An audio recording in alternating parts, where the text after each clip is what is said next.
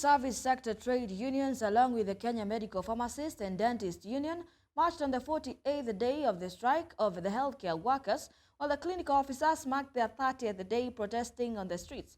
The unions expressed solidarity with the medics, aiming to protect their professions. They criticized the government for prioritizing lucrative privileges for the political class while neglecting the poor working conditions and low pay of medics. Here are the details.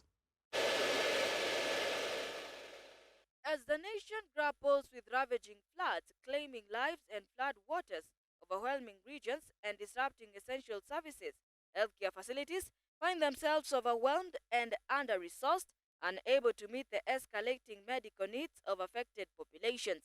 The healthcare workers' strike entered its 48th day today, and to further escalate the crisis, the public service sector trade unions joined the health unions. The CBA that the doctors are actually out on the streets for is a CBA like any other within the public service sector. Should we allow the doctors' CBA to be bastardized, to be violated, it means that the government will violate the rest of the CBAs in the entire public service sector. And therefore, we stand with doctors. We will not relent as they push. Why should Kenyans pay a politician more than a professional? Why should cars be paid 60,000 and you are telling a qualified doctor to take 70,000? Hii Kenya ni yetu. Hii Kenya ni yetu. Sisi wote. We pay taxes.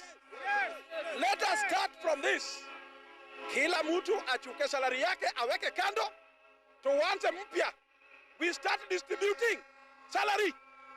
Salaries and Remuneration Commission has failed because they don't know their job. The unions expressed solidarity with the medics, aiming to protect their professions. They criticized the government for prioritizing lucrative privileges for the political class while neglecting the poor working conditions and low pay of medics.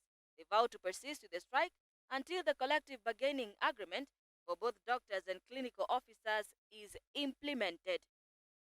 The reason as to why the strike is being prolonged is because the Salaries and Remuneration Commission has not okayed our agreement with the ministry to enhance the risk allowance from 3,000 to 15,000, which is only going to take $1 billion per year for 7,000 people. Billion only. We were told that we are losing 2 billion every day in the government. Sasa sisi tunataka kwa siku moja tu wasiibe hiyo bilioni mbili. That will be more than enough. At least 4,000 doctors employed in the public healthcare sector went on strike on the 14th of March 2024, demanding the implementation of a labor agreement signed with the government in 2017. The agreement promised higher salaries, better working conditions, and recruitment of doctors. The Kenyan government said it didn't have any money to honor the agreement, which was signed by the previous regime. The agreement defined the basic terms of employment and benefits of all doctors. It was to be implemented fully and immediately from 1st of July 2017, but it was not. There are so many doctors now who have received shockers letters. There are many more who have been fired. There are so many who have gone to court. But we know one thing, that we are not getting help from courts. We will not get help from employers. Our help is in our solidarity. And we will not go back to work if one doctor is affected. I must also say that the whole of public sector unions, they know that if they bastardize the KMPDU CBA, then there's no any CBA which is safe. Therefore, yesterday, all the public sector unions joined us to condemn the government action.